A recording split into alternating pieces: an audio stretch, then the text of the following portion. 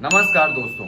बाहुबली नेता हर political party में क्यों होते हैं? सुप्रीम कोर्ट के आदेश के बाद भी राजनीतिक दल अपने अपने क्रिमिनल्स कैंडिडेट के बारे में क्यों नहीं बताती हैं? आम व्यक्ति ये जानते हुए भी कि ये इस व्यक्ति के ऊपर आपराधिक मुकदमे दर्ज हैं, फिर भी व्यक्ति आम जनता उसको क्यों चुन लेती है? अगर हमारे और आपके घर में कोई व्यक्ति ऐसा जिसके ऊपर एक भी आपराधिक केस दर्ज है तो किसी भी तरह की कोई सरकारी नौकरी हमको नहीं मिल पाएगी। लेकिन अगर वहीं किसी नेता के ऊपर अगर सैकड़ों मुकदमे दर्ज है जो सरकारी नौकरी देने वाला व्यक्ति है तो वो देश को भी चला सकता है। आपके दिमाग में भी ऐसे बहुत सारे सवाल गूंज रहे होंगे जो आप भी सोचते होंगे कि आखिर ये बाहुबली नेता इतने क्यों जरूरी होते हैं और क्यों चुन लिए जाते हैं और फिर भी इनको इतना सारा सपोर्ट एंड वोट क्यों मिल जाता है। तो चलिए दोस्तों, आज हम लोग इसी बारे में बात करते हैं। भारत में क्राइम और पॉलिटिक्स एक दूसरे से ऐसे जुड़े हुए हैं कि एक आम जनता के बीच एक नेता जो ईमानदार व्यक्ति भी है फिर भी उसकी छवि के ऊपर आम जनता को शक रहता है। अगर दोस्तों बात करें 2014 की, तो 2014 के लोकसभा के चुनाव में 464 पॉलिटिकल पार्टी के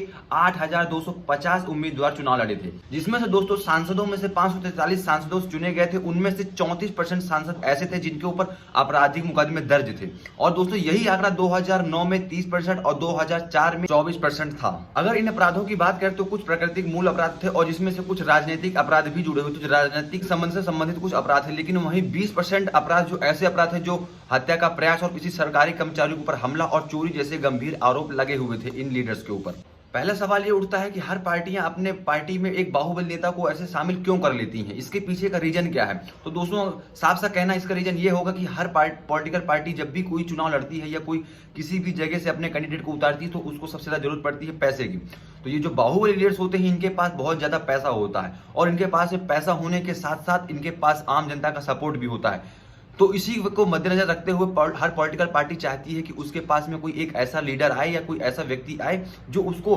पार्टी के खर्चों को कम कर सके और पैसे खुद के पैसे लगा के हमारा वर्चस्व बढ़ा सके और एक जीत हासिल करके हमको एक सीट कंफर्म कर दे। तो इसी वजह से हर पॉलिटिकल पार्टी चाहती है कि इस व्यक्ति को टिकट दे दिया जाए जिससे कि जो आम जनता के बीच में इसकी पॉपुलैरिटी है उस पॉपुलैरिटी का फायदा हमको एज एक सीट मिल जाए जिससे हम अपनी सरकार बना सके। तो इसी वजह से दोस्तों कहा जा सकता है कि बिल्कुल सीधे सीधे पैसे का मामला होता है और जो उन आम जनता के बीच में उस लीडर की जो पहचान होती है, जो उसकी जान पहचान होती है, वही इसी वजह से एक पॉलिटिकल पार्टी बाहुबली नेताओं को अपने पार्टी में शामिल कर लेती है। अगर दोस्तों बात करें 2018 की, तो सुप्रीम कोर्ट के आदेश आया था। सुप्रीम कोर्ट ने कहा था कि हर पॉलिटिकल पार्टी अपने अपने क्रिमिनल्स कैंडिडेट के बारे में बताएगी। इसके बाद में दोस्तों जितनी भी पॉलिटिकल पार्टीज थी उन्होंने अपने क्रिमिनल्स कैंडिडेट के बारे में कभी भी कोई प्रचार प्रसार नहीं किया कि हाँ नहीं कहीं ना किसी पेपर में छपा होगा कि हमारी पार्टी में इतने सारे लीडर के ऊपर क्रिमिनल्स केस दर्ज हैं। लेकिन दोस्तों अगर वहीं बात करें तो जिस विधानसभा में जितने अधिक जनसंख्या में जिस जाति के लोग हैं तो उस हिसाब से हर पॉलिटिकल पार्टी अपना एक कैंडिडेट उतार देती है और भारी मात्रा में उसका प्रचार करती है कि हमने इस जात के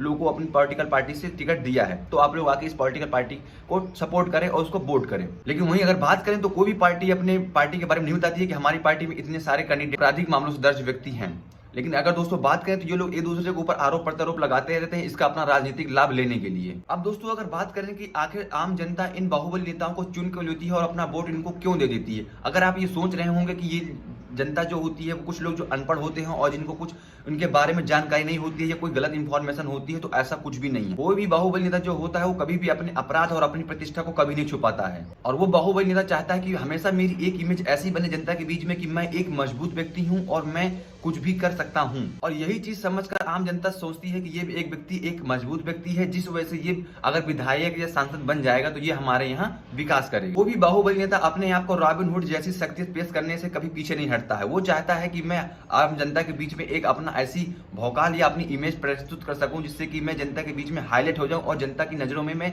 उठ जाऊं। और इन बाहुबली नेताओं को चुनने का एक मेन रीजन ये भी है कि ये किसी जात या धर्म से विशेष से होते हैं, तो उस जात या धर्म विशेष के लोग जिस स्थान पर रहते हैं तो वहां पे लोग इसको चुन लेते हैं इस नेता को कि हाँ, भले ही वो नेता इनके लिए कुछ ना करे फिर भी व्यक्ति अपनी आत्म खुशी के लिए सोचते हैं कि हमारी जाति का नेता होगा तो हमारा भौकाल होगा। भले ही वो नेता उनके लिए कुछ भी नहीं करता है लेकिन फिर भी लोगों के अंदर एक ऐसी थिंकिंग होती है कि हमारी जात या हमारी ब्रदर का अगर नेता बन गया है, ये विधायक या सांसद हो गया तो हमारा भौकाल होगा। फिर भी नेता उनके लिए कुछ करता है नहीं, लेकिन फिर भी उन लोगों के अंदर ऐसी खुशी पनप जाती है, इस वजह से लोग उसको वोट कर देते हैं। आम जनता एक आपराधिक मामले से दर्ज व्यक्ति को ऐसे पेश करती है जैसे कि वो बहुत ही बड़ा मसीहा हो, उसी की वजह से खाना पीना चल रहा हो जनता का। इसी वजह से दोस्तों उनकी इतनी पॉपुलैरिटी बढ़ बढ़ जाती है और इतने हाईलाइट हो जाते हैं कि वो निर्दलीय भी चुनाव जीत जाते हैं, उनको बिना किसी पार्टी के टिकट लेने की जरूरत भी नहीं रहती। इसी वजह से दोस्तों ये बाहुबली अपने अपने क्षेत्रों में हमेशा से जीतते चले आ रहे हैं चुनाव। वहीं अगर दोस्तों बात करें उत्तर प्रदेश की, तो उत्तर प्रदेश में होने वाले चुनाव जो चल रहे हैं इस टाइम पे दोस्तों, इसमें से 403 विधानसभा में से 143 कैंडिडेट ऐसे हैं जिन्होंने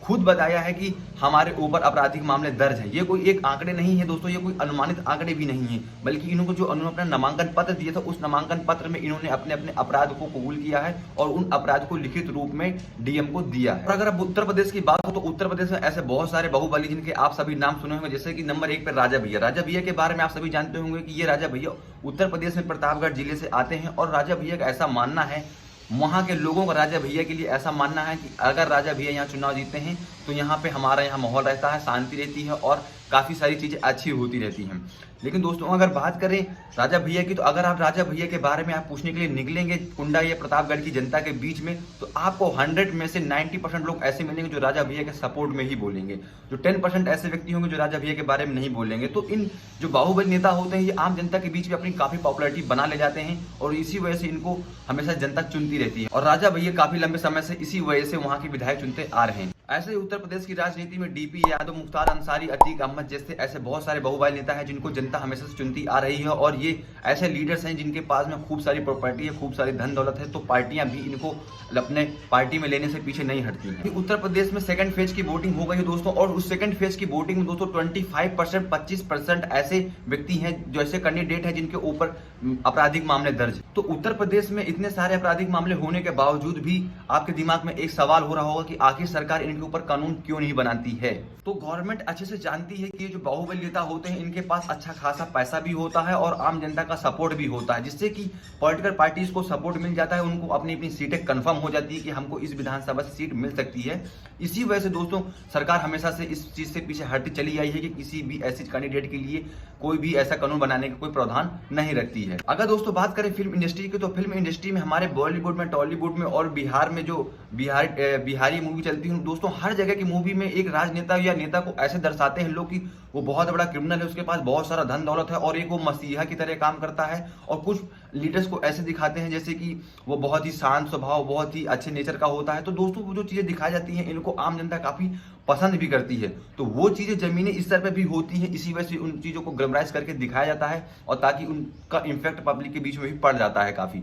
आप अगर बात करें नायक मूवी की, तो उसमें अमरीश पुरी को भी एक ऐसा ही लीडर दिखाया गया है और बहुत सारी ऐसी मूवीज बनी हैं जिनमें एक नेता को या लीडर को ऐसे रिप्रेजेंट किया गया है ताकि वो बहुत ही बड़ा आदमी और बहुत ही पावरफुल मैन है। दोस्तों ये जो बाहुबली शब्द है, इस शब्द को ऐसे रिप्रेजेंट किया जाता है कि ये बहुत ही जैसे कोई कूल वर्ड हो, जैसे कि कोई भी न्यूज मीडिया आता है और न्यूज अपने चैनल में डिबेट चालू कर देता है कि 2000 उत्तर प्रदेश 2022 है, बाहुबली कौन। इस वर्ड को ऐसे करके ऐसे चित्रित किया जाता है, ऐसे बनाया जाता है जैसे कि बहुत ही कोई अच्छा वर्ड हो, या इस चीज को ऐसे बाहुबली नेताओं को, ऐसे आपराधिक नेताओं को ऐसे करके इनको ग्लैमराइज करके ऐसे इनको क्रिएट किया जाता है ताकि बहुत ही कोई कूलनेस वाली चीज हो। तो ऐसी चीजें यहाँ पे लोग बना देते हैं, इसी वजह से दोस्तों इन चीजों को हाईलाइट कर दिया जाता है और इसी वजह से ये नेता का वर्चस्व बड़ा रहता है। कोई भी पार्टी के बड़े बड़े लीडर्स आते हैं और अपने अपने मंच से बड़े बड़े भाषण देते हैं गुंडा और अपराध के ऊपर, लेकिन कभी वो खुद अपनी पार्टी में नहीं झांकते हैं कि उनकी पार्टी में कितने सारे क्रिमिनल केसेस से दर्ज व्यक्ति उनकी पार्टी में सांसद और विधायक हैं। दोस्तों यही हाल हमारी भारतीय राजनीति का हमेशा रहा है और इस समस्या का समाधान जब तक नहीं होगा, जब तक कि भारतीय संविधान के अनुच्छेद 102 में